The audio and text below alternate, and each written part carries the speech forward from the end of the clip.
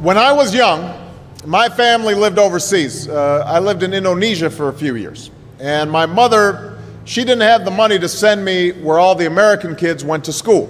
But she thought it was important for me to keep up with an American education. So she decided to teach me extra lessons herself, Monday through Friday. But because she had to go to work, the only time she could do it was at 4:30 in the morning. But whenever I'd complain, my mother would just give me one of those looks and she'd say, "This is no picnic for me either, Buster."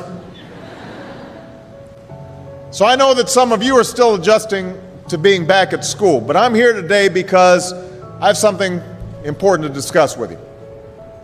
My father left my family when I was 2 years old, and I was raised by a single mom who had to work and who struggled at times to pay the bills and wasn't always able to give us the things that other kids had.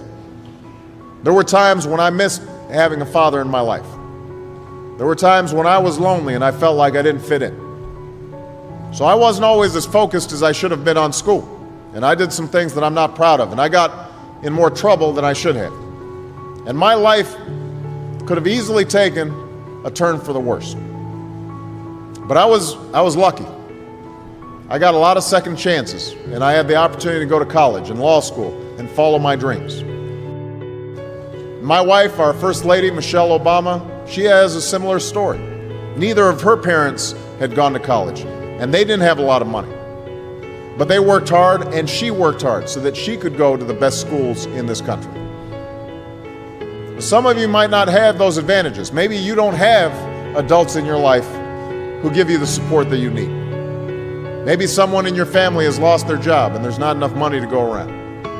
Maybe you live in a neighborhood where you don't feel safe, or have friends who are pressuring you to do things you know aren't right. Maybe you could be a great writer, maybe even good enough to write a book or articles in a newspaper, but you might not know it until you write that English class paper that's assigned to you. Maybe you could be an innovator or an inventor, maybe even good enough to come up with the next iPhone or the new medicine or vaccine, but you might not know it until you do your project for your science class. Maybe you could be a mayor or a senator or a Supreme Court justice, but you might not know that until you join student government or the debate team. And no matter what you want to do with your life, I guarantee that you'll need an education to do it. You want to be a doctor or a teacher or a police officer? You want to be a nurse or an architect, a lawyer or a member of our military? You're going to need a good education for every single one of those careers. You cannot drop out of school and just drop into a good job. You've got to train for it and work for it and learn for it.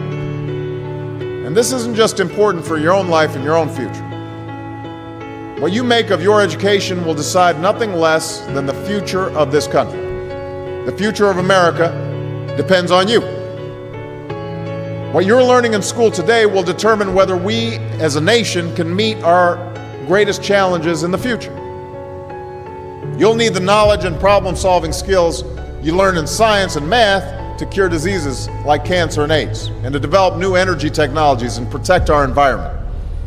You'll need the insights and critical thinking skills you gain in history and social studies to fight poverty and homelessness, crime and discrimination, and make our nation more fair and more free.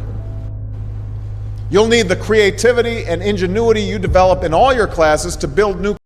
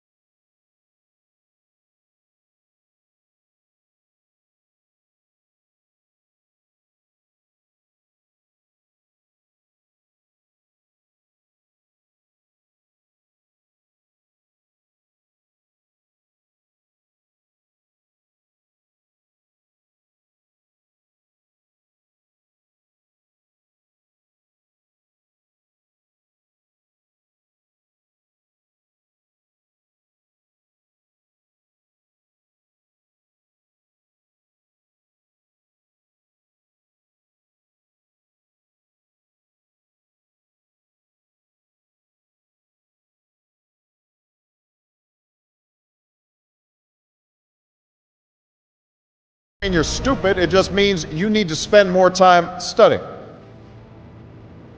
No one's born being good at all things. You become good at things through hard work. You're not a varsity athlete the first time you play a new sport. You don't hit every note the first time you sing a song. You've got to practice. The same principle applies to your schoolwork. You might have to do a math problem a few times before you get it right. You might have to read something a few times before you understand it.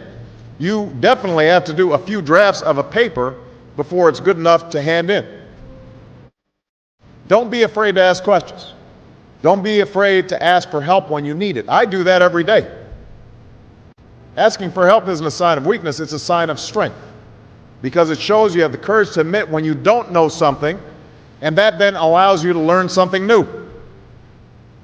So find an adult that you trust, a parent, a grandparent, or a teacher, a coach, or a counselor, and ask them to help you stay on track to meet your goals. And even when you're struggling, even when you're discouraged, and you feel like other people have given up on you, don't ever give up on yourself. Because when you give up on yourself, you give up on your country. The story of America isn't about people who quit when things got tough. It's about people who kept going, who tried harder, who loved their country too much to do anything less than their best. It's the story of students who sat where you sit 250 years ago and went on to wage a revolution, and they founded this nation. Young people. Students who sat where you sit 75 years ago, who overcame a depression and won a world war, who fought for civil rights and put a man on the moon. Students who sat where you sit 20 years ago, who founded Google and Twitter and Facebook and changed the way we communicate with each other. So today, I want to ask all of you, what's your contribution going to be? What problems are you going to solve? What discoveries will you make? What will a president who comes here in 20 or 50 or 100 years say about what all of you did for this country? Now, your families, your teachers, and I are doing everything we can to make sure you have the education you need to answer these questions. I'm working hard to fix up your classrooms and get you the books and the equipment and the computers you need to learn. But you've got to do your part too. So I expect all of you to get serious this year. I expect you to put your best effort into everything you do. I expect great things from each of you. So don't let us down. Don't let your family down or your country down. Most of all, don't let yourself down. Make us all proud.